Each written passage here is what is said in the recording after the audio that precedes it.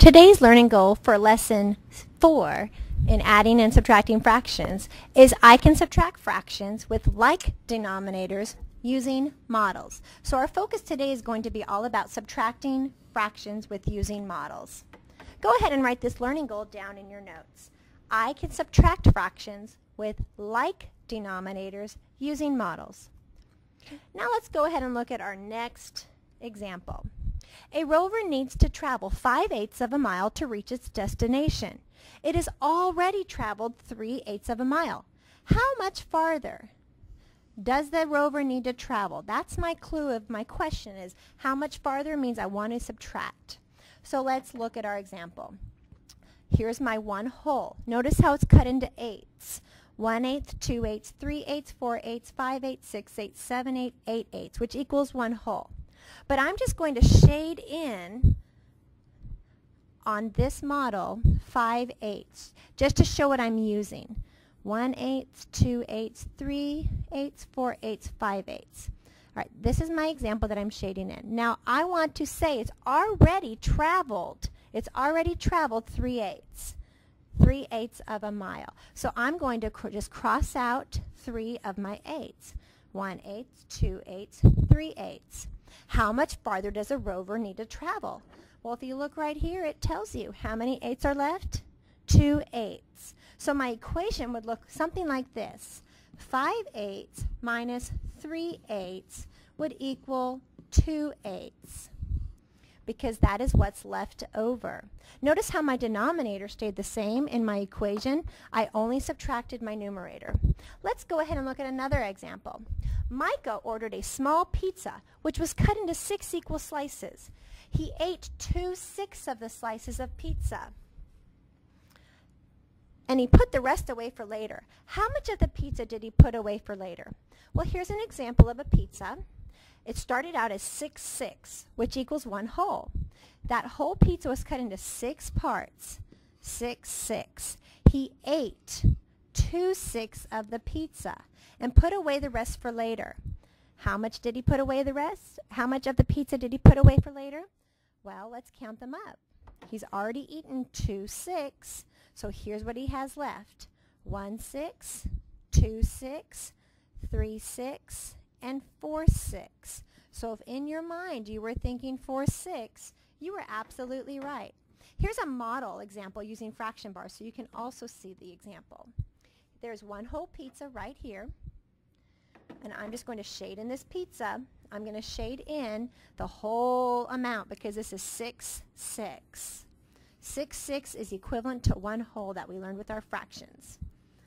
All right, there's the whole pizza. Now he ate how many? The story says he ate 2/6. So there's 1/6, 2/6. I'm just crossing them out. What do you see is left over?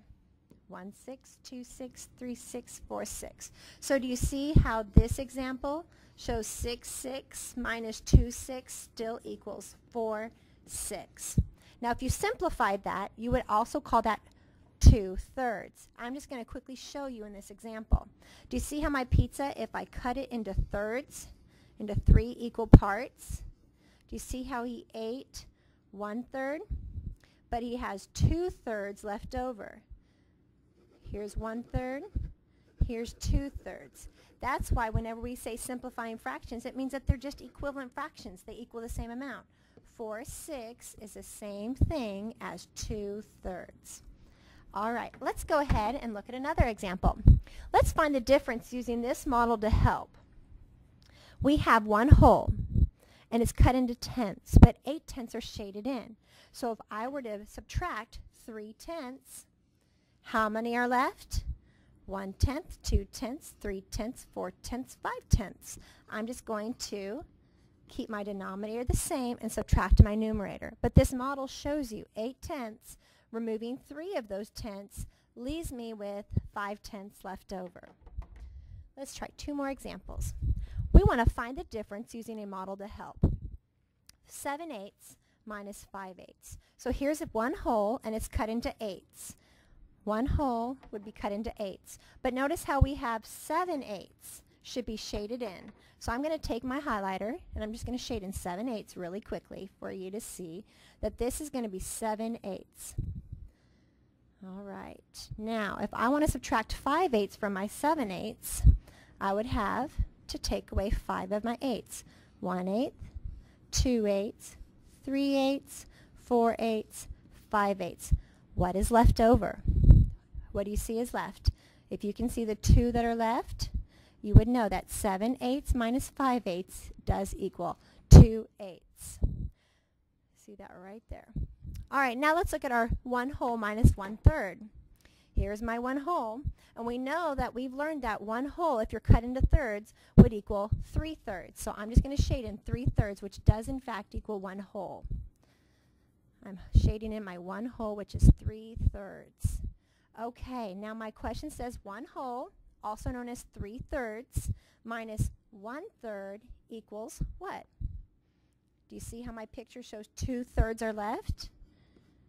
Now, sometimes it's easier if you just take that 1 whole that you see right here and rewrite it over here as 3/3 minus 1/3. And as you can see, it's going to equal 2/3.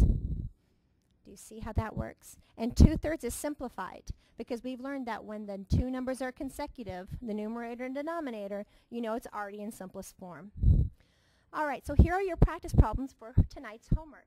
To find the difference and draw a model to help. So on the first one, you'll want to draw 4/5.